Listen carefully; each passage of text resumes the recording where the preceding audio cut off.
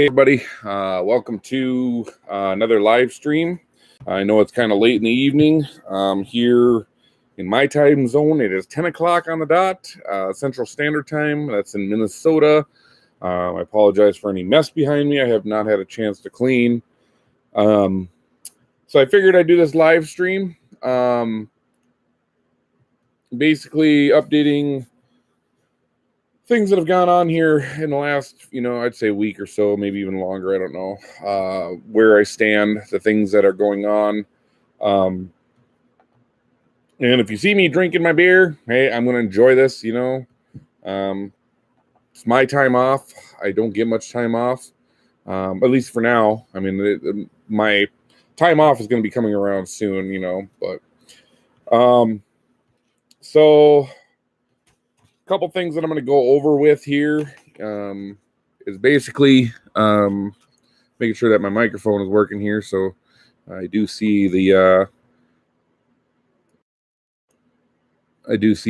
marker here, whatever, like bouncing when I actually talk. So should be good to go. So I haven't had a chance to test this. If for some reason you can't hear me, text in the chat, let me know, but I'm pretty sure it's working because, like I said, I see the marker moving. So anyways, I don't know if I'm going to do this as a 1 hour episode or a 2 hour. I'm going to just go with the flow right now. People that want to join and chat, hey, feel free to chat. I will try to respond if I can. I don't know if I'll type it, but I will be able to read your messages, and I will go ahead and respond at least verbally here, I guess, through the microphone.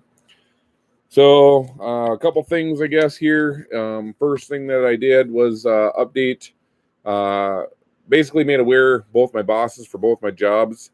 They're aware with the fact that because of the fact that the case got dismissed here in Candioi County, that obviously Grand Forks County was granted jurisdiction. Then there's really no reason for me to continue my employment. So ultimately, I'm waiting for the final paperwork to come from Grand Forks County. With that being said, once I know that I get the finalized paperwork, I have already made it clear that I will be given my 2-week notice to both of my jobs.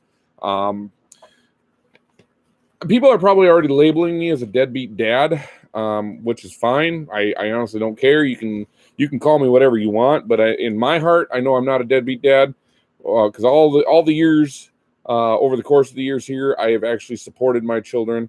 I've paid my child support. I mean, even though I never got income taxes back, I've supported them 100%. I always vowed to be here for them. So if they ever come to me and want to talk to me, they're more than welcome to talk to me. But I look at it by me doing what I'm doing. I don't consider that being a deadbeat dad because I'm not supporting my children, or as people would say, I'm not supporting them, but I am in my own sense because I'm standing up for what I believe in. I'm not going to sit back here and let the government and my ex take advantage of me and use me for whatever their personal gain and my misery, because it's not right. So I'm not giving into this bull crap anymore. I mean, they can write whatever paperwork they want. They can type it up. They can send it to me and stuff like that. And they can threaten me all they want, but that isn't going to change my way. What's done is done. So she's already drew this across the line. It's that far, and enough is enough with it, basically. So, so the first thing is today I got the official letter or documentation from the courthouse. It came out of, I think it said Benson, Minnesota. I don't know why. It's like every piece of paperwork there is here comes from every God-known location, because I've had Meeker County, which is next door to us, Benson, which is Swift County. They seem to have different addresses, even though this is all done in Candioi County. I know I've addressed in previous videos that the hearing was supposed to take place in front of Stephen Wenzel. That never happened. Walking in there, it was in front of Michael Thompson, the dishonorable Michael Thompson. I don't call him honorable. I don't give a crap. He lost my respect. I mean, I give judges the respect that they deserve until they disrespect me. And that hearing, he disrespected me. So I do not care what people think, but he is dishonorable. And I'm sure In 90% of the court cases, they're dishonorable. But until they screw me over, like Stephen Wenzel, with that restraining order, since he did not approve of it and basically says there's no harassment, even though there was. I don't say he's dishonorable, but I'm not impressed with him either, because obviously he allowed the behavior to continue, and she still harassed me even afterwards, creating a fictitious name on YouTube, making a post. And then I basically responded saying, hey, thanks, for the information, because now I can use this to get my restraining order. And then all of a sudden the comment just disappeared within a few days. So that obviously goes to prove that this Julie Martinez is clearly her. She has a tendency to create multiple accounts and make fake names or whatever to stalk me or do whatever she's got to do to harass me. So, but it says the notice of the filing of order here that was regarding case number 34-F as in Frank, A as in Adam -19-14. I'm sorry, 40. I apologize if I'm a little out of it. I've been really dizzy for the last how many days, so I'm trying to do this. Like today has been just horrible. I've been getting these pulses in my head, basically, that makes me feel a little like lopsided. So if I screw up, I will correct myself, but I apologize ahead of time if anything looks a little loopy. I also have not been taking my meds for the last couple of days, so I don't know if that has any effect to it or if it's just the stress or what. So, but again, 34-F as in Frank, A as in Adam -19-40. The last numbers are 40. So if you really want to go look it up, feel free to go look it up. That case number was actually the one that was registered here in Candiway County for the dissolution of marriage. I believe FA is like family affairs or type thing or whatever. I think that's the coding for it. But it says in regards to the marriage between her and I, you were notified an order was filed on this date, dated April 18th, 2019. Deborah Muski, however you say her name, Mueske. She's the court administrator at the Candiway County whorehouse, actually courthouse. But anyways, she's the court administrator there. They carbon copied Diane Shull. Diane Lynn Shull is her middle name. So they carbon copied her with the letters to let them know a true and correct copy of this notice has been served pursuant Minnesota Rules of Civil Procedure, Rule 77.04. Then on the actual affidavit here, or the whatever you want to call it, order to dismiss petition for lack of jurisdiction. Basically, it says the respondent and petitioner in here. The above captioned matter came before the court on the respondent's motion to dismiss the petition for the lack of jurisdiction. Keep in mind the respondent is my soon-to-be ex-wife. The court, having reviewed the motion of the respondent and having considered all of the files and records in this case and being fully advised in the premises, hereby finds that Minnesota lacks jurisdiction to make an initial custody determination, as the minor child has resided in North Dakota for 6 months prior to the commencement of this action. And do keep in mind that I did address that to the dishonorable Michael Thompson, that that I had no say in her leaving the state. She took my daughter. To me, that's kidnapping. She took my daughter, took her to North Dakota, moved her in there, and what I've come to establish, and I realize this now, is that she left in August of last year. So yes, it's been 6 months that my daughter and my soon-to-be ex-wife have lived there.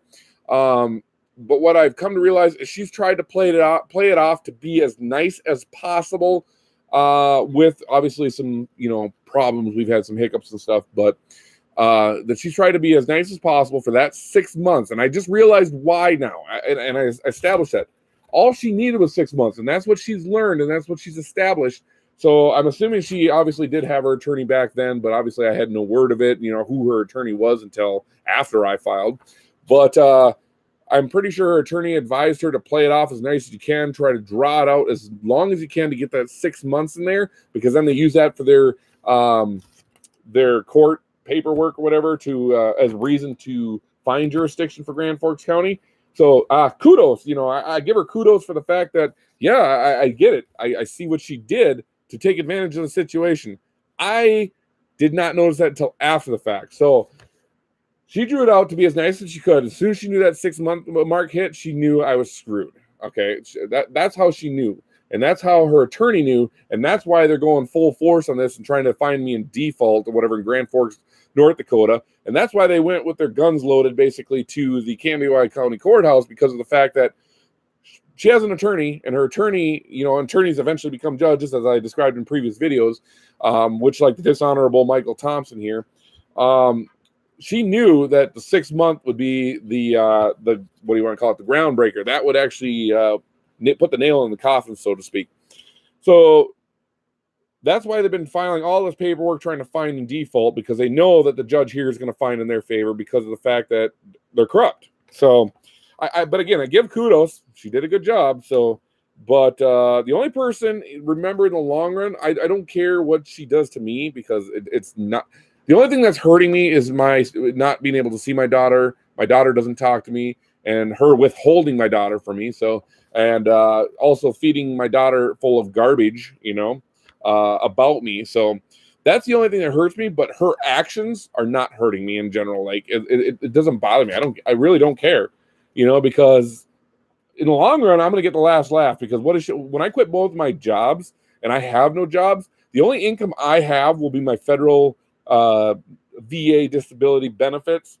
And if they go after that, the government is paying my child support for me. Whatever. I let the government pay my child support.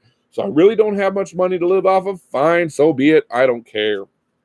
But ultimately, like I said, I'm not giving in. I don't care what she does. And if by chance they don't go after my VA benefits, they throw me in jail. Wow, what is that going to do? Okay, you're definitely not going to get money. Now I have a criminal history. That means no place is going to want to hire somebody with a criminal history. That's okay. Even if you let me out, I'm not going to go apply for a job as long as this child support is in effect, or if I owe a balance, or they're going to come after me for it. I will not get a job. I don't care if I live homeless, sleep on the street, whatever. I've already found out that there's people that care about me out there. I mean, I hear it, and I'm not saying that people don't care. There's the people that truly care. There's the people that care. There's the people that don't care. I get it. There's different categories, and I'm not judging anybody off of one thing. So on previous videos, if I made a statement that maybe came off the wrong way, don't take it personal. I do know just because one person showed up to my hearing that day doesn't mean that I have disrespect for anybody else that didn't show. I get it. People have lives. They do have their family. They have their jobs. They have their appointments. I get it. I don't expect anybody to drop anything for me. It was just kind of my depression getting the best of me, that ultimately I was thinking that, I was hoping more people would show up for support. I wanted the judge to see that, throw it in the face. I know my ex wouldn't be able to see that. My ex, Jamie, I know she wouldn't be able to see that, obviously, because they were over the phone. But the fact of the judge seeing that, showing the support that I had, that would have been great. But it is what it is. It's done is done. So the last line says, this petition is hereby dismissed. Goody for them. Whoop.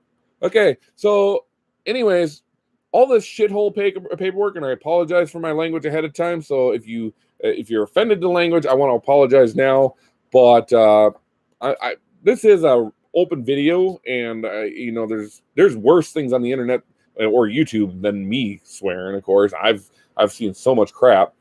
But ultimately, anything that is related to this court hearing, I got this nice, wonderful shredder over here, and I got tomorrow off, obviously, because Easter. So my daytime job is going to be closed that day. So I've got a lot of time. I'm going to start going through this stuff, all my paperwork. I'm going to shred it, and all that court stuff means nothing to me anymore because I'm done. If they expect me to file anything in North Dakota, they can kiss my rear end because it's not happening. Because whatever. If they think they got the better of me, good for them. But again, because of all this, I have already informed my employers, so they're already aware that when I get the finalized paperwork from Grand Forks County, that I will be putting in my 2-week notice with both jobs and just letting go.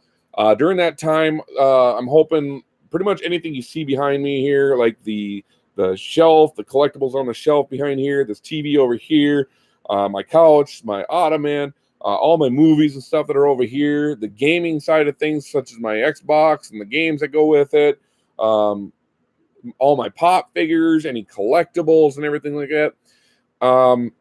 All that stuff is, I'm hoping to get this sold in a brief time frame, and I'm going to get cash only. And then that cash is going to get stashed away in a private spot. That is going to be my emergency funds, because once I quit my jobs and I have no job left, my ultimate goal is to hopefully take maybe a trip or two here, whatever, to random places within the United States here. My ultimate goal was to also take my daughter to Disney World, and then go swimming with the dolphins and stuff. Unfortunately, since I can't be a part of my daughter's life because of my ex, my ultimate goal is for me to take my own trip down there and enjoy it myself. I will make the best of it. I will do this in good faith and good name of my daughter.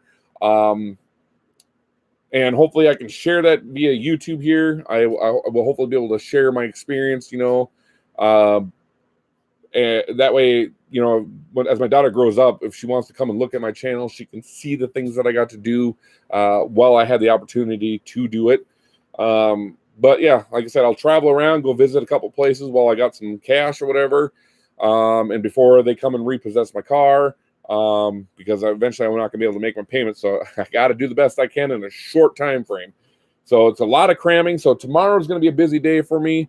I am going to go through all my paperwork, clean up, start finding ways to post online all the things that I got to sell. I've already been kind of getting the word out there to a few people and stuff like that, letting them know that they're interested, such as my Sea of Thieves controller. I'm waiting to see what he wants to do with that, but it's a coworker of mine. Told him $50 flat. It's his, brand new. TV behind me, there's a 4K 65-inch Samsung LED 21p UHD HDR TV. Awesome, a smart TV, by the way. It's got apps in there. Awesome TV. It's only about a year and a half old already. I do have a 3.5-year warranty left with Best Buy, so whoever buys it, if it's somebody that I personally know, I'm going to go ahead and keep a hold of that documentation. So if they have any issues in the next 3.5 years, I'll get that TV replaced for them, as long as it's a warranty, covered by the warranty, that is. So that's a good aspect on there. But like I said, it's well taken care of. I've hardly ever home to watch the thing, to be honest. So that's that. The next thing is my daughter's stuff. I still have some boxes of stuff in the bedroom, which is around the corner back there behind me. You can see the hallway. There's a door right here, sideways, not the one right straight ahead because that's the bathroom, but to the side right over here. You can't see it, but there's a door there. There's a bedroom on the other side of that wall, and there's still some stuff in there. With that, what I plan on doing, and I've already emailed my mom on this, so I've made her aware of the situation. I have not heard a response back from her as of right now, so I don't know where she stands on that. But ultimately, what I do plan on doing is going to Little Falls, where my mom lives, finding a storage facility up there. I'm going to try it at most 2 months, to give me time to manipulate it or whatever. But no, at least 30 days. I mean, I'm going to do 1 month, but if I can, maybe I'll do one more month just to be safe. But I'm going to rent that storage shed. Everything that is my daughter's, especially the ones that are claimed in the divorce paperwork or whatever, like the bed that she wants and stuff, I'm going to take that and the boxes. I'm going to load it up. I think my car supports a trailer. So from what I understood, and it's a short distance, it's an 1.5-hour ride. So I'll get a U-Haul trailer. I'm going to load it up with all the stuff, take it to Little Falls, and then I'm going to go ahead and leave it in the storage shed. And hopefully maybe I can get this done during the summer here where the weather's, nice before it hits winter. And once I get it all loaded there, I told my mom that I'm going to let her know, because I have nothing to say to my ex, and I don't want to speak to her anymore, and I don't care. She disgusts me. I thought my second ex is bad, but I don't know who's worse between my second ex or the soon-to-be ex-wife, or if they're on that same level. But it disgusts me. The way she's come off, the way she's kidnapped my daughter for me, the way she's withholding her from me. So I want nothing to do with her. I don't want to talk to her. I don't want to say anything to her. I don't want no communication between her and I. I will not respond to any of her messages. But I will take that stuff to there, tell my mom that when it's loaded, my mom will reach out to her then at that point in time and let her know. So if it's a month or 2 months, whatever it might be, then she will let her know that, hey, you got a storage shed with your stuff in here if you want to come and get your stuff. Now, if Jamie decides that she doesn't want to go pick it up, that's her prerogative. And then after the time of that contract for what the storage shed was rented for, if that expires, then the storage company, they can go ahead and go in there and toss it. I don't care, because she had her opportunity. But I will load it up there so she can come and collect it herself. She can find her family or friends that'll help her out. I really honestly don't care. So that is the plan with that stuff. I got a big mess full of stuff here. So I know that my ultimate goal here next is also to send a message to my VA doctor in St. Cloud, Minnesota. Not the mental health side of things, but my actual medical doctor. That I want to reach out to them to find out why this dizziness is getting to me. I've been getting like a lot of pressure every so often in the head. It seems like even if I take ibuprofen or Tylenol or whatever, it doesn't seem to like get rid of it right away. So it kind of concerns me a little bit of what's going on in the head itself. But this dizziness, this lightheadedness, these pulses that make me feel like, a little wobbly or whatever, or a little off track.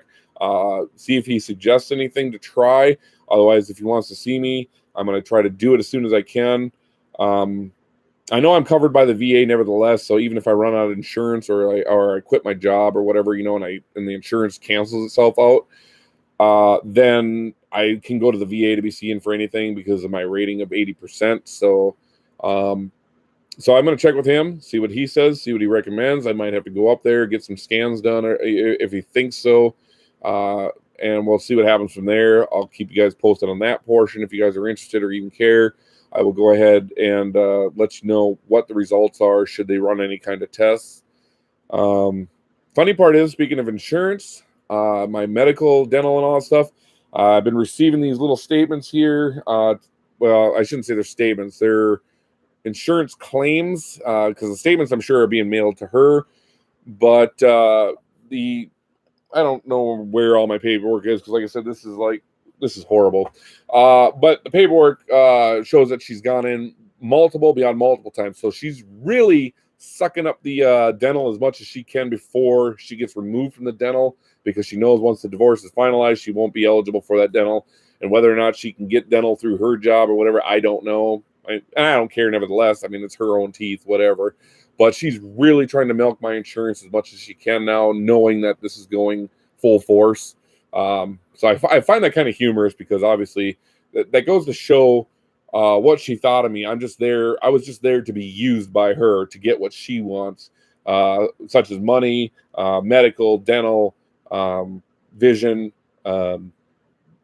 pay for her ways, sign for a car because her credit was so screwed, which obviously she doesn't have anymore, because I guess she's leasing one through a place up there.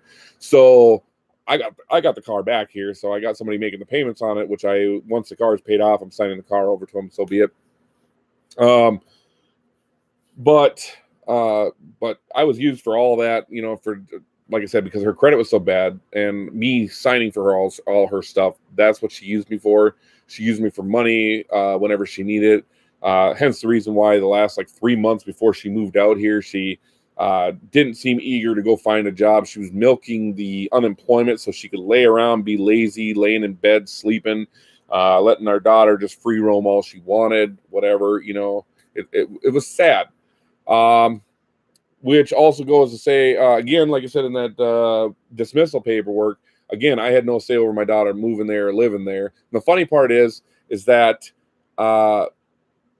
even though my daughter's been in North Dakota for the last 6 months, she's been staying with her grandparents, not the mother. So how they could even use that as grounds? I mean, I get it that my daughter's been in North Dakota the last 6 months, but not with her mother where she's supposed to be. So how they let her get away with that, I don't know. But again, that's probably some loophole in the court system. So trying to think what else.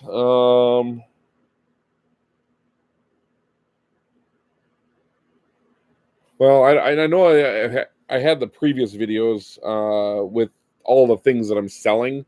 I've had no takers. I've had no messages to that number that I've gotten. And I'm still throwing out the information out there. So again, if any of you guys know anybody around here in Minnesota, and somebody that might be interested in a lot of the stuff that I have that I've announced, I know it's not everything, but it's a good majority of it. Share that video with them. Let them watch it. Reach out to me if they're interested, because this stuff is seriously got to go. I got to sell this. The cash is important. Every little bit will help me, because eventually, if I can't hold on to this apartment, I need to give a 30-day notice, because I'm just doing month to month right now. and I want to have as little as possible here. So in case it has to be moved out, it's something quick, simple, and easy, and I don't have to drag things with me, put it on my back.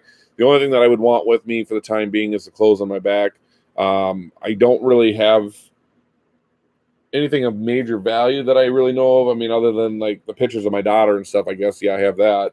But I mean, like as far as movies are movies. If I really want to watch something, pay a couple bucks, rent it on Amazon or rent it on, YouTube or whatever. So that, I mean, it sucks because I've really put a lot of work into this collection, building it up. So it would be sad to see it go, but that's the price I got to pay, I guess. And again, if anybody has any questions while we're live streaming, feel free to, send it in the chat. If you want to chat it, I can try to my best to answer it for you. Anybody who watches this vlog later, if you decide you want to ask a question or have any questions or whatever, again, look at the items for sale video. There's a number posted in the description. You're always welcome to text it. It doesn't get answered, but the phone line doesn't get answered because it doesn't, I don't let it ring and stuff. But it's there for the messaging purposes. So if you got something that you want to ask, you can send it to that number. And at the first convenience, I will go ahead and try to respond to that. Trying to think if there's anything else that I'm really missing at the moment. I don't know anything on the backside. Still haven't heard from my daughter. She hasn't communicated with me. And I'm pretty sure that's because my soon-to-be ex-wife is holding her back from me, preventing her from doing so, or trying not to encourage her to talk to me. But that's what like I said, that's what these videos are for. They're going to be here as long as they can be here. And then when she gets old enough, if she wants to go ahead and come on out here and onto YouTube and find me in these videos, she can follow up to date, see what the procedure happened, what all happened with the divorce and stuff, what happened beyond the divorce. She can hear my side of the stories. My ultimate goal as well, when it comes to these YouTube videos now, since there is no hope anymore, it's all just going to go downhill from here. So my ultimate goal is to hopefully over the next week, several weeks or whatever, I want to do a personal video to each of my kids. So I want to do like what do you call it? An open letter, so to speak. So it's going to take me a little time to come up with that because I want to make sure it's explained right. I want to make sure it sounds right. I want to make sure that it's deep, honest, true, factual information. And then I'm going to write.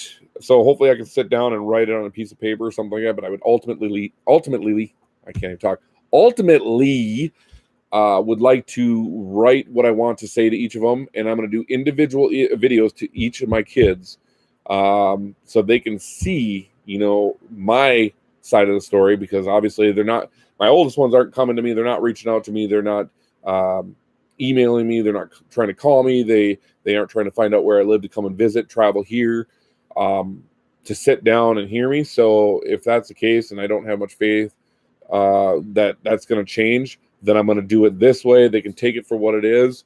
But I'm going to, like I said, personalized videos for each of my kids. So there's going to be at least 5 videos because I got 5 kids. So 2 of them are legally adopted, but they're still biologically my kids. They're my blood.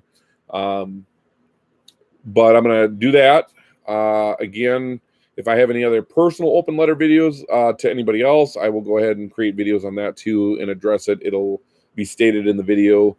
Those are probably going to be done by phone because I don't have no video editing software on my computer. So all this stuff is done in real time. I don't want to go back and edit it. I want people to know that this is coming from me, the true me, and I'm not trying to cover up for anything. I'm just telling it like it is.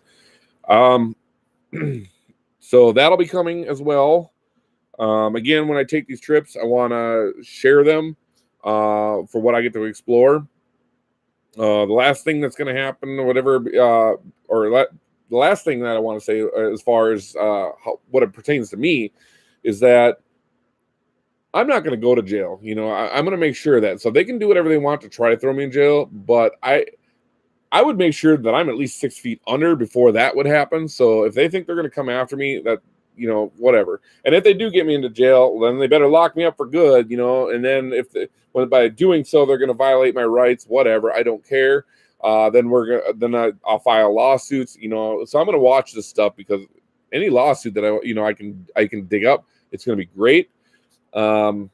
Another plan that I have, unfortunately, because of the situation, the last thing that I want is my ex-wife having any access to it.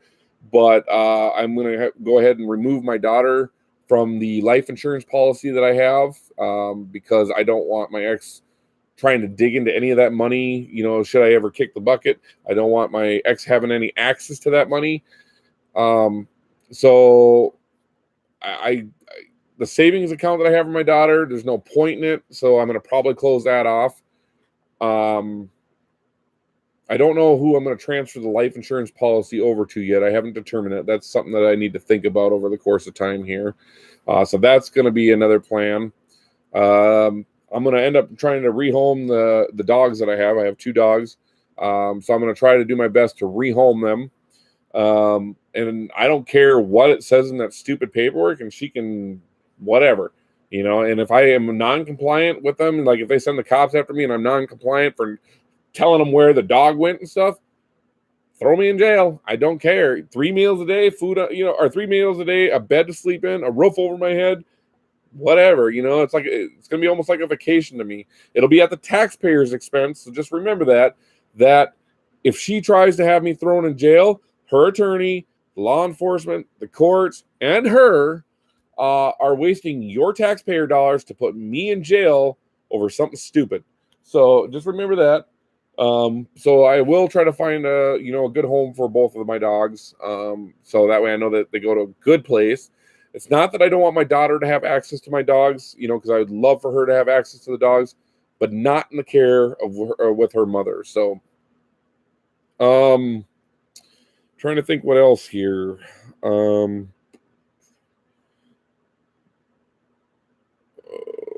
Let's see. As far as my appointments, I don't know. I've been canceling my last couple appointments here. As it comes down to like my medical appointments, I've had some mental health issues. I know that, I've hit rock bottom with all this stuff. So my depression's really been high, my anxiety, and that could be conflicting with this dizziness too. But the last 2 appointments that I had to cancel. 2 appointments ago was because my mom and them showed up here unannounced. I had no idea they were coming. There was a knock at the door, and it was the same day that I was supposed to have an appointment. It was supposed to be a virtual appointment. Well, I didn't want to sit here on a virtual appointment while my mom was here or whatever visiting, so I just called them up, canceled it. This last one I went ahead and just canceled because I actually had to work that day. So I haven't been getting any kind of like treatment from my mental health provider.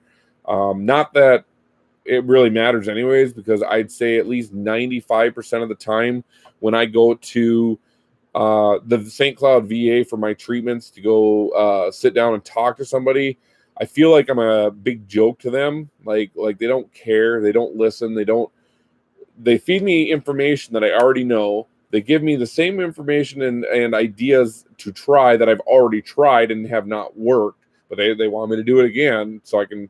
It's almost like they want you to set yourself back up for failure again so you can relive that moment over and over and over.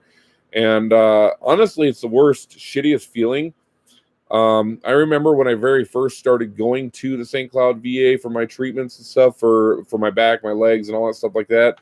When I sat down in that lobby and was learning about the layout of the St. Cloud VA and the procedures and stuff, it didn't seem that complex in the beginning, and I was like, This seems pretty easy. This is and for the most part, no different than going to your normal doctor, but just a little different procedure or steps to get there, I guess.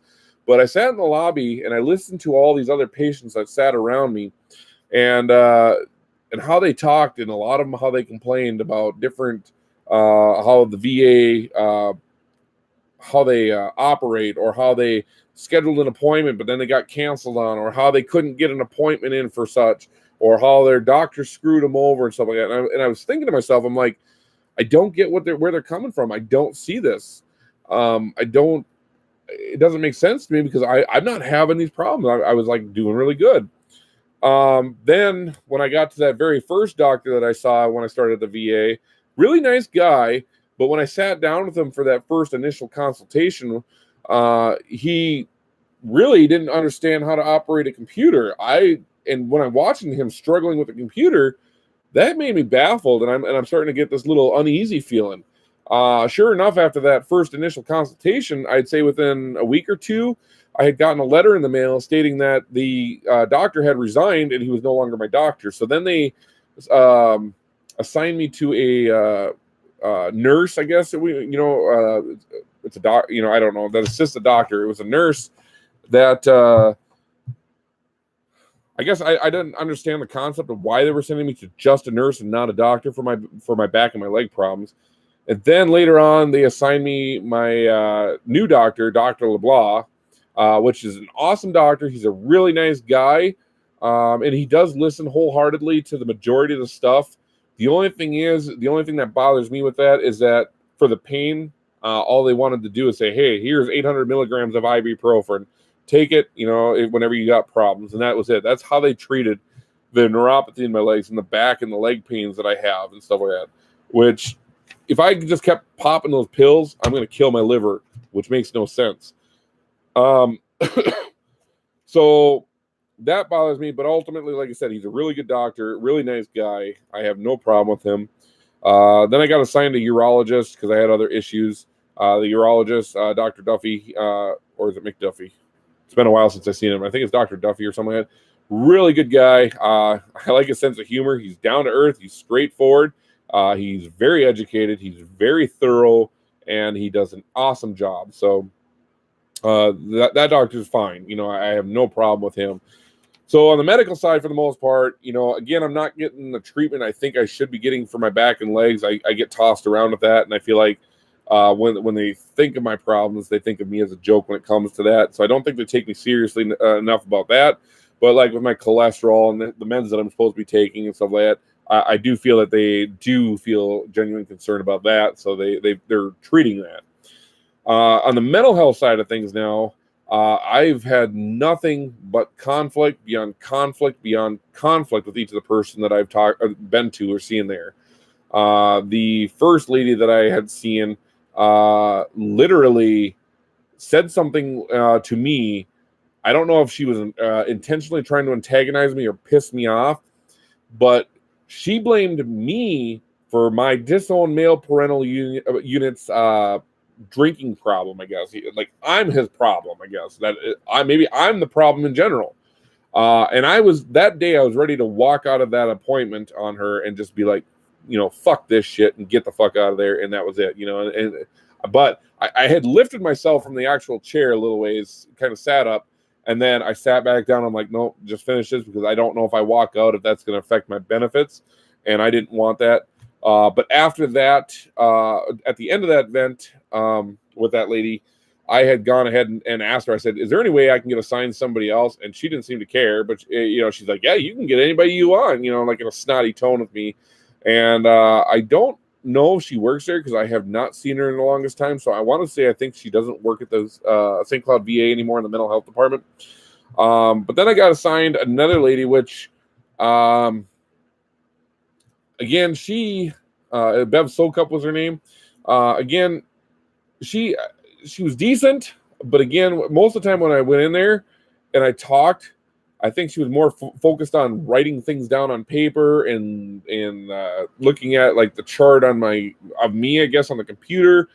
And it's almost like, I felt like this information was going in one side and coming out the other side of her ear. Like I don't think she really gave it the attention that I felt that it should have had.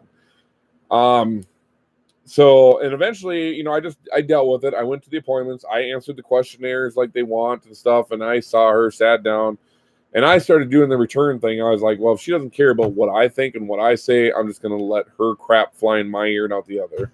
Eventually, she, I don't know if it resigned or if she transferred or retired or something like that, but she ended up leaving the St. Cloud VA. And I got reassigned at this point in time a new nurse, because that's who they are. They're like, it's not a psychologist or whatever. These are nurses, I guess, mental health nurse. But I got a new one called, her first name is Helena. I don't remember her last name. The very first interview that I had with her, I don't know how to say it, but her like demeanor that came off of her was just horrible. Like I literally thought like, wow, I do not want this lady. And I went and I brought it up and I filed a complaint with the VA, and I eventually got that or whatever. And then we discussed it, and then they said they would discuss it with the mental health team, which they did. So then I said, okay, I'll go back and I'll give it a second shot, and see. The second time I think, got a little bit better. I'm not saying that I still am impressed with this lady. But it did get better from the first encounter that I've had with her. So since then, I've actually been going to her, seeing her. She's the one that deals with my medication and stuff like that. So then I got Jane Blee. Jane Blee is also the mental health. I don't know what she is. She's a nurse as well, but she's like my coordinator for my case kind of thing. So like if I have any issues and stuff like that, she'd be the lady that I see. Really nice lady. I have no problem with her being so nice, and I like having the conversations with her. But again, sometimes I think it's kind of like, in that one ear, out the other kind of thing. And then she's also the one that's, between her and Helena, they're the ones that are providing me that information to try the things that I've already tried when I've explained to them what happened when I did try it the first time. So I don't think they're listening when I tell them that it's not going to work. I already know it. But I almost feel like the mental health at the St. Cloud VA just isn't worth it. I deal with it and I do it because I don't know if it'll affect my benefits. If I stop going, they're going to say, oh, you suddenly improved. Just like they said, my back, legs and back improved. The doctors did or whatever when I went and got reevaluated. And I'm like, how the hell did it get improved when you guys did nothing for it other than treat it with ibuprofen? That's not improvement. I live with my neuropathy every day in my legs and the numbness and the pains, between my back and my legs. I feel it when I'm at work. I get down on my knees to file discs in the drawer, and by the time I get up, it's so hard to get up and it hurts. I had gotten in a foot chase on my security job not too long ago. Some guy taking the buildings and stuff, and I got in a foot chase. The adrenaline for the moment was great because I didn't feel nothing that entire time I was running. Until I started calling on the phone to try to get the police there to, try to catch this guy and stuff like that. So as I'm running, I'm sitting here trying to explain things on the phone. At that point, that's when my breathing started to get rough. Like I had this burning in my chest and I felt like it was hard to catch my breath. I was coughing and hacking. And I ended up losing the guy behind the house because I had at that time, I didn't bring my belt with my duty belt with all my equipment. So I also on top of that, I couldn't find my flashlight. So I had nothing to go see behind this house where it was completely dark. And by the time the cops showed up, the dispatcher obviously couldn't get that information correct. I explained the address to him beyond multiple occasions, and they still sent him about 2, 3, 4. I don't know. I think it was about almost a half dozen blocks. It felt like down the way. And then the dispatcher tells me to go to the edge of the street and wave him down. Okay, and I'm like thinking, well, if I walk away from where I'm at. If this guy's watching me and seeing me and he's ducking down someplace, the moment he knows I turn my back and go to the street, he's going to use that opportunity and flee. But I had no choice because obviously the dispatcher doesn't know how to relay directions. So Wilmer Police Department, if you're listening, obviously you guys need to do better. I don't know who's in charge of that, if it's the sheriff's office or the police department or if it's an independent. But somebody needs to go in there and fix it and learn to get their, train their employees better to receive that information and take that information and relay it better. But I went out to the edge of the street, waved the cop down. He came down. I explained the situation to him. Then we went in the backyard and shined the flashlight, walked up and down the entire path that was back there. And that guy was long gone. So he never got caught. I do know he was a younger Somali male. He was about my height. He's probably about I'd say late teens, early 20s. I'd say probably more early 20s. He was wearing a black jacket, leather jacket with a gray hoodie. He had these white kind of jeans with this blue tie-dye look into it or whatever, the blue color. So I had a good description of it, but obviously the description doesn't matter because there's how many Somalians there? That could be anyone, for that matter. If the cops would have been a little bit more efficient, faster, along with the dispatch, it could have probably turned out a lot better. But it is what it is. So the other experience that I had was Wilmer Police Department that I was not fond of, especially their dispatcher, is one time I got into a road rage incident. Not that I started it. But it kind of went up there a little bit, and this is why I went and got my carry and conceal permit, or it's more of called a carry permit here in Minnesota, because you can conceal it or unconceal it. You don't need a specific one. If you have a carry permit, you can conceal or unconceal, so it doesn't matter. But I got my carry permit after this incident because that really put it over the top. With that, what happened was that I was on my way to work, and there's these poles in the parking lot, and there's a divider where the cars can go through, whatever and stuff. And I was like, well, this guy is doing like maybe 5 miles per hour. I mean, literally, he was driving horribly. So I'm like, well, if he goes straight, I'm going to go left and go around the building that way. Or if he goes left, I'll go straight down and then to the left. Well, he decided at that time he was going to go straight. So I'm like, okay. So I was going to go left. Well, then he took his van and he actually weaved to my left and basically tried to almost hit me. And I'm like, what? I'm looking at him like, what the fuck is your problem? What are you doing? And this guy was basically looking to fight at the time and stuff. So at this point, because I had nothing to protect myself and stuff, I called 911, and keep in mind, this is an emergency number. This is an emergency, right? So this guy is chasing me all around the parking lot, and I'm like, I don't want to go to my job right now and park my vehicle in any particular place, because if I do and he sees me park it there, he's going to utilize it. What's to say he doesn't go damage my vehicle or something like that, or stalk me at my job, or whatever. So I'm just sitting here driving around the parking lots and stuff like that, and I'm calling 911. I'm giving the description and the situation behind it, and I'm like, this guy is literally chasing me right now, like he's following me and stuff like that. And they took my information, and the dispatcher, her only response was, well, we're going to go ahead and dispatch it to the officers. If they have any other questions for you, they'll reach out to you. And I'm thinking, this guy's still chasing me, and you're going to hang up the phone, relay it, and guess what happened? Not one freaking cop showed up. Not one fucking cop showed up to my call. That was a 911 emergency of a guy trying to road rage chasing me, because I don't know if this guy had a gun. I don't know if he had a knife or a bat or whatever in his vehicle. I don't know if he's willing to take his vehicle and ram my vehicle and stuff like that. So not one cop showed up. I never got a phone call back. Nothing. So that is another disappointment I have with the Willmar Police Department here in Willmar, Minnesota, that it was a horrible, horrible experience. Another experience, I used to love living in this apartment building where I'm at. It used to be pretty decent out here where I live. I'm not really going to go into too much detail, but other than the fact that this apartment, it used to be back yonder when it used to be the old landlord owner, which the old owner now owns the Dairy Queens in Willmar and Spicer. But when he used to be here, the lady that was managing the apartments for him, she was really awesome. I had no problem with it. But if you had a problem, like something that needs fixing or repair, it almost seemed like it took a week before anything got resolved. That was a disappointment. But I love the way she took care of the building as far as who she let live here and stuff like that, because it was great. The only problem we ever had is once in a while you had your like college kids, I guess, or whatever, that were partying once in a while, so it was getting loud and disruptive. But it wasn't like drugs in and out of here or criminal damage to property or whatever. It was relatively decent. Then the owner had sold the apartment buildings, and somebody else bought it up and had it very briefly. And then the guy that they had, he works for the local fire department, a nurse, and all that stuff like that.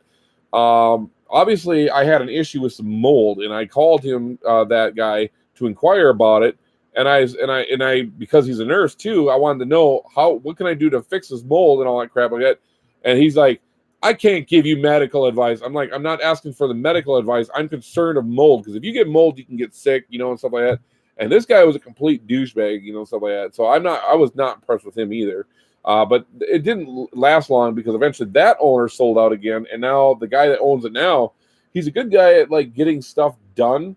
Like literally, if you have a problem, he will fix it in a heartbeat. But when it comes to the tenants that live here, it is horrible. There used to be a guy that lived next or kind of across from me, not next to me, but across the hall on the other side around the corner. He was a drug dealer. There was no doubt in my mind. There was drugs going in and out of this place left and right. He had people over here staying there that weren't on the lease. They were blocking all the parking, so there was absolutely no parking for those who paid for their rent here, because he was inviting all his buddies to come and hang out. And then he was getting it to the point where he didn't pay his electric bill, so his electric got shut off. So he ran a gall darn cord all the way down the hallway, which is a safety risk, to the next door neighbor that was a buddy of his. And they plugged it into their outlet at that time and fed him off the electricity to his apartment. Well, that person eventually got evicted that was feeding him the electricity. And down the road, eventually, that guy finally got evicted, which I was glad for. But the problem with that is that there was a guy that was, when my soon-to-be ex-wife had lived here, was outside, which from my understanding, was apparently trying to fix something in a vehicle. And at the time, my soon-to-be ex-wife, whatever, went outside, took the dog out for a walk, and the guy, apparently he looked like he had gotten shocked or something. So she asked if he was all right, and he turned and looked at her and says, "Oh, nice dog you got there," and started chasing her up the stairwell. And then she came bolting in the apartment, locked the door real quick, and she was freaking out because the guy was chasing her. I'm like, what? So I'm sitting here calling 911 at the time. Well, then the guy's up here. I mean, he was high as a kite on something. He was up here in the hallway, and the fire extinguisher box out there, he had broke out the glass in there. I mean, there was glass all over the place, but you could hear it just smash. I literally thought he was breaking the lights in the hallway because, it was just one after another, but I guess it was just that one box. And then he was screaming like really loud, like, "Help me, I need help." And then eventually I heard him go in that apartment before that guy got evicted. And so he was in there, and I told the landlord that, and I explained to him, I said, he was in that unit. I could hear him in there. I wouldn't have opened my door if he was not in that unit. And the landlord didn't want to believe me and that and stuff like that. And that was a big mess. But from what I understood, when the sheriffs finally showed up and the ambulance showed up out here, they cuffed him, took him outside. He was treated. And I guess once he was basically done off his drugs, he was let go. I don't think he was ever charged with criminal damage to property for breaking that glass in the fire extinguisher box, which I'm surprised the fire department didn't hit him or the landlord didn't press charges. But eventually, when the guy got evicted or whatever, when his lease was up, the landlord said he wasn't renewing his lease. So we got rid of that problem. Then there's the guy that lives next door to me now. The lady that used to live there before him, she was kind of, not in her right mind, I guess, in some way, but she was at least relatively decent to have as a neighbor. Other than the fact that when her two daughters came up the stairs, they were stomping up the stairs every time. But the guy that lives there now, he has his own dog. And as soon as he moved in, I don't know who the hell this guy thinks he is. And I call him fat, greasy fuck. I mean, I know I'm fat too, but I call him a fat, greasy fuck because literally he goes outside one time, whatever, because he moved in, I think it was last summer. He went outside without a shirt on and looked nasty as crap. And I'm like, put a shirt on at least or something because it was so gross. But at one point, he has a dog over there. Some female was over there, and she had the dog outside, was sitting at the picnic table. Now, keep in mind, there are leash laws. The dog is supposed to be on a leash. Or, be respectful and move away from the walkways so, the dog isn't going to come up to somebody. Because I don't know that dog. I don't know her. I don't know him. I don't care to get to know my neighbors personally. And for my safety, because I don't know what that dog can do, and they can't get in the mind of the dog to know what the hell's going on. So they don't know if that dog is going to snap on a dime, and I don't know if that dog is going to snap on a dime. So I was walking from my vehicle to the door, and when I got to the door, the dog was coming up to me, sniffing me, and I wasn't going to interact with the dog. I'm just like, let me get in the building, let me be at that. And the lady's like, "Oh, the dog's not going to hurt you, not bother you." And I'm like, "Oh," and I'm like, "I don't care." I'm just like, "I don't want him in the, let him in the building right now, whatever." So I'd gone through the door, and then shortly after that, she had gotten up, and just as I started heading up the stairs, she was behind me with that dog, and she didn't hold the dog or nothing. She just let the dog do whatever. Well, when I rounded the corner of the top of the stairs, not knowing how close that dog was to me, I tripped on that fucking dog, and I ended up going headfirst into the freaking wall, and I was pissed, and I yelled at her, and I said, "Put that damn dog on a leash." Not even a couple days later, the actual guy who actually owns the dog was coming out of the apartment. Again, the dog not on the leash, and I'm bringing my dog out at the time. Well, then his dog started coming over there, like, running around my dog, and my dog sitting there getting all wound up and stuff. And as I'm going down there, I'm like, "You need to put your dog on a leash." And he goes, "Shut the fuck up." And I'm like, "No." And I had enough of this shit. So I called the sheriff's department after all this. And I'm like, "Yeah, this guy needs to be cited or something like that." So the sheriff talks to him. Well, then the neighbor starts walking downstairs, bringing a leash in his hand. But again, not putting the dog on a leash. What the fuck's the point of carrying a leash if you're not going to put your dog on a leash? Then he gives the excuse, apparently the dog can't poop, when the dog's on a leash. That's not my freaking problem. Train your dog to do so. So I butted heads with him. Not even a week of being here, I butted heads with that girl that was here and him, on 2 different occasions. And it's not something that I enjoy, and I avoid them like the plague. Like I said, I don't care to get to know my neighbor. There's only one neighbor in this building now that I will get to know because he moved in after the fact, and I know him as a customer that comes into my store. So I have respect for him. He's on the same level as me. He just likes his quiet, his privacy, and so that. And we, him and I just, have a small casual conversation once in a blue moon. So I give kudos to him. So I have no problem with him. But anybody else in this building, I don't care to get to know. But I have complained on numerous occasions to the landlord, which his responsibility as a landlord is to enforce the rules, the policies that are written out in the lease. And he has not done so whatsoever. And it's like, by the time he does anything, it's like months later. But, how many times do you have to bitch and moan before something gets done? I've even recommended to him, because of the tweaker that's been in here and because of all the problems occurring, I've told him, hey, I know it's not cheap, but invest into some cameras and put them in the goddamn building and start recording all the hallways and the doorways and the outside especially to see what goes on. So that way when something does happen, he has documentation of it. He can go back and review it. And since he doesn't seem to take my word for it because he thinks I'm some fucking liar or something like that, he can go back and look at the video footage himself and see that I'm not lying. So, but he hasn't done so yet. So ultimately, like I said, when I quit both my jobs, and I end up losing the apartment, that'll be one good thing, is I won't have to live here anymore and deal with the bullshit that comes about on here. So that's a couple different experiences I had there. Like I said, Wilmer, I don't recommend it. If you're and this may sound racist coming from me, but I'm just telling you factual information. If you're a Hispanic or a Somalian and you come to this county, I guarantee you the majority that are living here are here for the benefits from the county, such as food stamps, medical, because this county feeds them. We, the white people, are the minorities in this county now. As many times as I've gone down there to look for help, I mean, I'm not looking for cash assistance and I'm not looking for medical insurance, but it would be nice to get a little help with some food stamps, to have some freaking food in this home. I know I eat out a lot because it's the most convenient thing for me now, and it's relatively cheap, and I can get it cheap, and make it work and fill me up. But it would be nice to have some actual food in the home, which I don't have a lot of money to do. So the food stamps would have been nice. But guess what?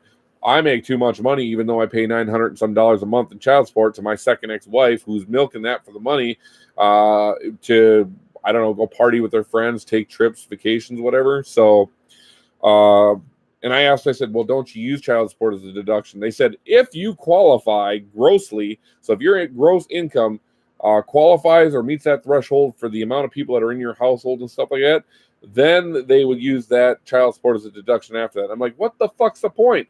Every time you're going to say that I make too much money, even though my net take home, my job from GameStop itself, whatever, because of my medical, dental, life, or not life, but the other different insurances, accidental death and dismemberment, you name it, all those insurances, the taxes, and child support, my take home from that job every 2 weeks is $160, right in that ballpark. It could be a little less, a little bit more, but that's what it is, unless I get paid for a holiday or I've only had overtime once because it was authorized once.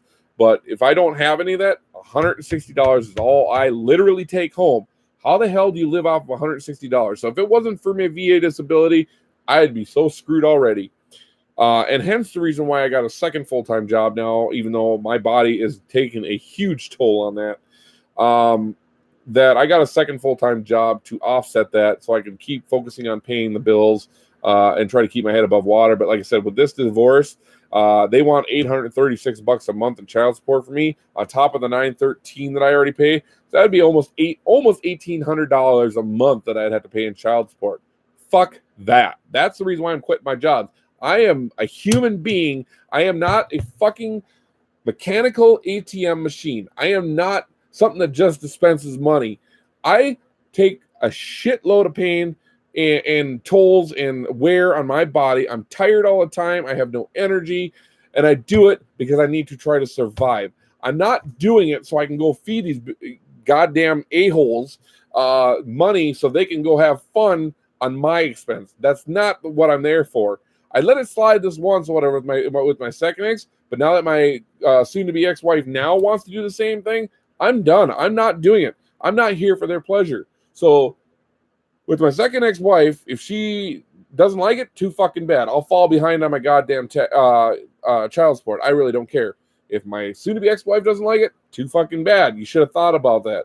The only person you're punishing ultimately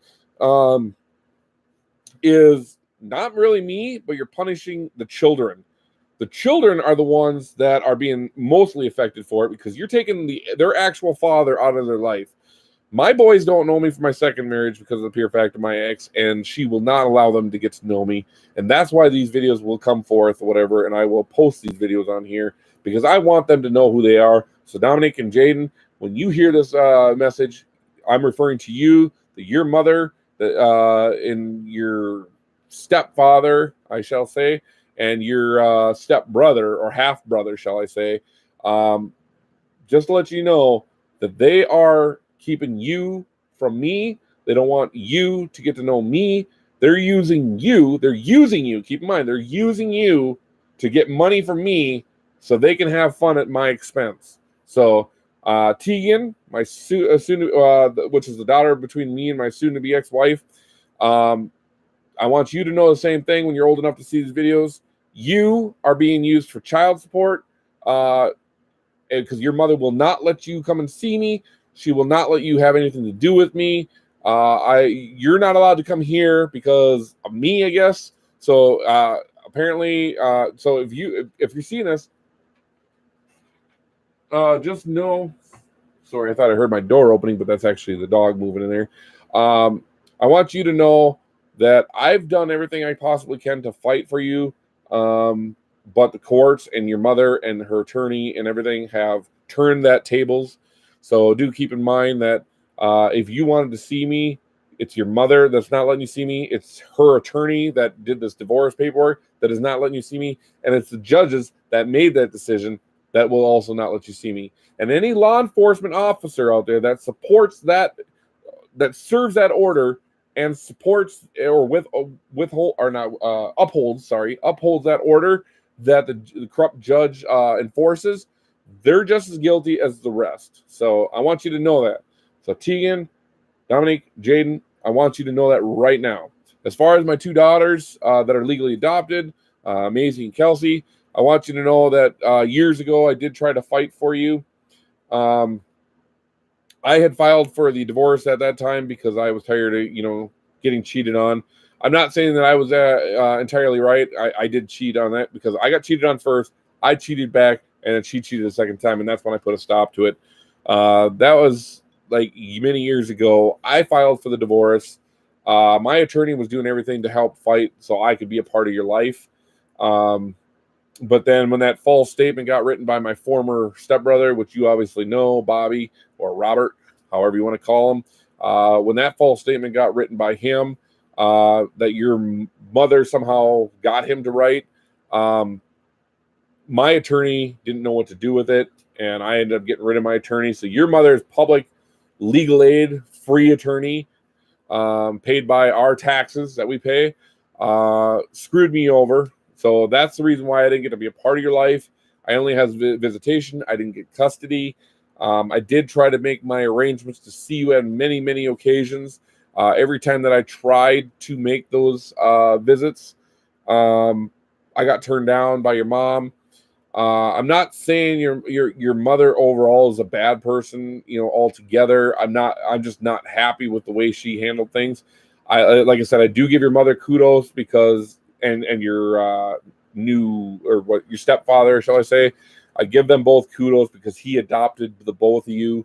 So she did open her mind, open her heart at one point, and did the right thing. So I don't have a complete hatred for your mother. I do have some hatred of the things she's done. I'm not saying that I trust your mom, but again, I do give her kudos compared to my other two exes.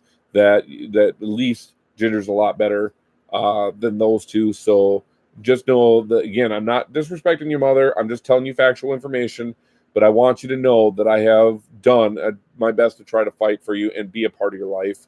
But that obviously didn't turn out because, like I said, as you're growing up, I got basically trash talk, wondering why I didn't pay my child support. And I don't know if you guys remember that conversation where I had to get that pay stub at Grandma Mary's. I had to get that pay stub and show you the line where the state of Minnesota here, takes that money out automatically. I don't send that money to them. They automatically dig in where my employer sends the money to the state, and the state sends it to your mom, and then whatever your mom does with it, I don't know. So I have no access to that, no control. It is not mine, but I did prove that I was paying my child support, and I want you to know that. And then now I get it. I've heard you guys tell me that you hate me, so I understand where you're coming from, and I'm not saying that I'm the perfect dad in the world, but I do my damnedest to try my best to be a good dad. And I'm always here if you guys ever want to talk and you want to listen, and hear my side of the story, and at least as long as I'm around, shall I say. My door is always open for you. Don't hesitate to reach out to me anytime. We can go out and have some lunch or something like that, as long as I'm not sitting, potentially sitting in jail or, 6 feet under, as long as I'm still around. Feel free, to reach out. We'll go out, sit down at a restaurant or whatever, have a meal, and sit and talk, whatever. I don't care. I'm willing to, listen to you guys, and I hope you guys will listen to me just the same. So, I want to put that all out there. So,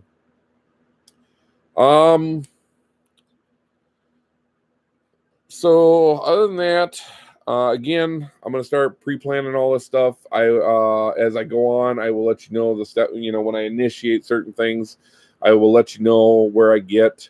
So if I quit my jobs, you'll know about that. If I do take the trips wherever to Disney World or wherever I take around here, when I take those trips, as I'm visiting or doing those trips, I will try to pop on, make short videos or whatever, and try to share the event with you guys.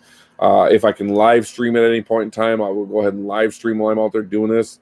I want you to see that while I can, for whatever I have left, any pride or dignity that I have inside of me, or any money that I have left, or access to any money, or if I have a driver's license or a car or whatever, then I want you to know that I'm trying to do, fill a bucket list kind of thing. I want to do the things that I hope to do, but I want to do it before I run out of all my options. So, and like I said, even though I can't spend that with Tegan, because that was my ultimate goal, because she was my last chance to be a dad, and obviously that's been taken away from me. That my plan with her was to take her to Disney World, go swim with the dolphins, and just travel together for a little bit, and spend some time, and be a dad. Get to be a dad during the summer when she's not in school and stuff. But since that's not possible, I will do it for the sake of her and I. So other than that, I'm already at that 1 hour mark. I guess I don't have anything to reach out to get to that 2 hour mark as of right now. Again, anybody that's interested in any stuff or wants to find out about any of the stuff that I'm selling, go check the prior video about the items for sale. Just look through my videos. There is a phone number in the description. You can text at any time. If I don't respond instantaneously, it's probably because I'm busy with something. But I will get the alerts on my cell phone. So if I do get them, so even if I'm not home to get them here on the computer, I will get them here, and I will do my best to respond at the first convenience that I have. I will try to provide you with the best information I can. If you want, I would rather have cash, or so if it's somebody here in Minnesota or around here, great. If not, then PayPal would be the other option. But I get skeptical about this because I'm worried people are going to try to con me.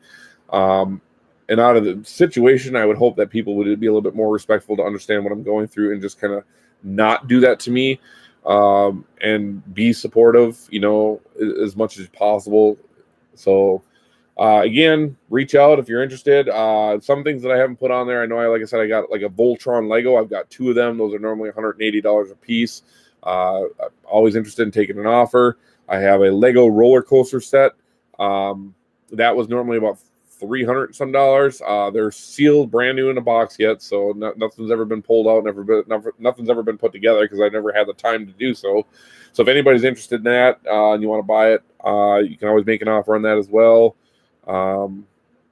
Otherwise, I know Jamie likes to stalk these videos, so I'm pretty. If she ain't watching right now, she's probably gonna watch the video later. So Jamie, a message to you: be aware. I will have my mother reach out to you when I get that crap sent to the storage shed up there. So expect a phone call from her, and it'll be on you to get it out of there in a timely fashion. Because if you don't, it's gonna get tossed. That is not my problem.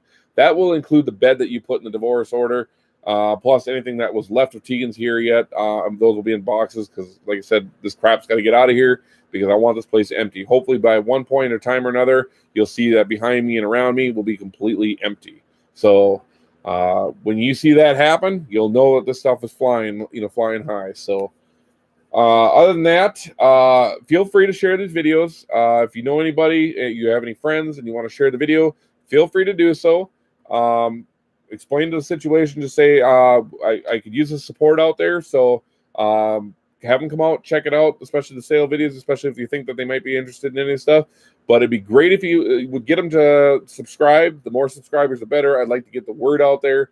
I would like to get this stuff to stop happening to other good fathers out there in this world, because this world is really screwed up, and the court systems and everything is screwed up. So share the videos, share my channel, get them to subscribe. If you like these videos, feel free to like them. If you got a comment, leave a comment. I don't care, positive or negative. You call me boo-hoo-hoo, whatever. But if I determine that you're obviously the soon-to-be ex-wife, I guarantee you I will have a restraining order so far up your own ass that it'll prevent you from messaging me. I don't give a shit how many screen names you got. If you got 5 billion screen names, I don't care which one you're under. It's not going to stop you, obviously, from harassing me. But the restraining order will stop you from using any fictitious name, Julie Martinez, from harassing me. I'll guarantee you that. So don't even think about it. So if you're thinking about commenting, just keep it to yourself. I'm letting you know that right now because I've got no patience for you.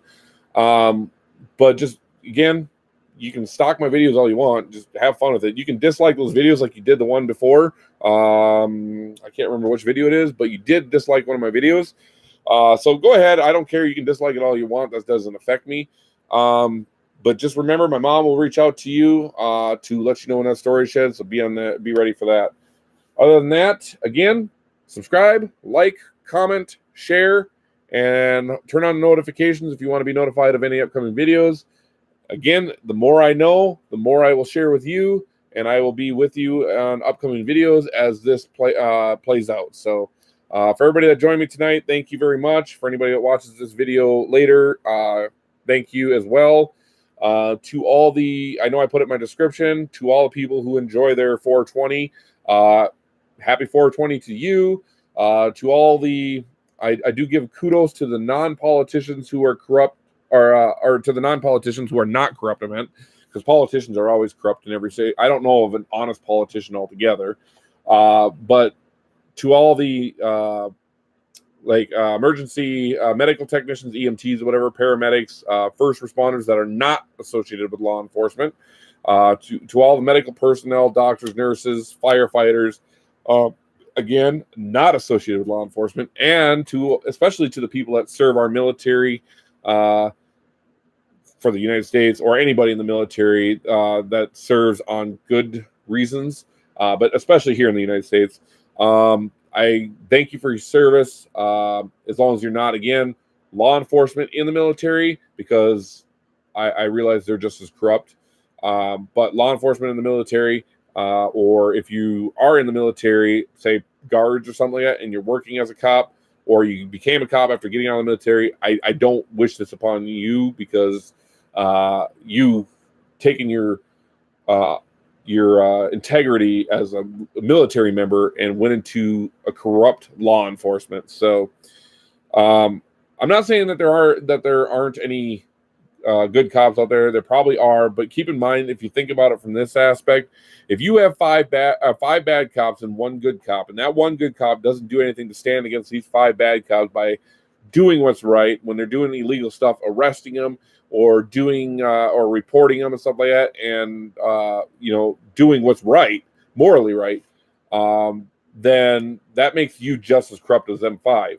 Anybody that serves in law enforcement and I get that the courts use law enforcement to serve paperwork, but anybody that is in law enforcement and serves that paperwork, especially when 90% of the court cases are corrupt, decided corruptly or weren't fair, or they were decided with prejudice, that makes you just as guilty and corrupt as any judge that signs that paperwork, an attorney that supports the paperwork, or any politician that doesn't help change the laws to better our economy, our lives as human beings, or civil servants, as they call it, I guess, or whatever, or civilians. So again, happy 420 to those who deserve it. Thank you to the good people. Also, tomorrow is Easter, so anybody that celebrates Easter, have a happy Easter. I know I'm going to enjoy a day off, so a lot of it's probably going to be sitting around here going through my stuff. So thanks again for joining me, and you guys enjoy yourself. Have a great night, and again, subscribe, like, comment, share, and turn on notifications. Have a great night.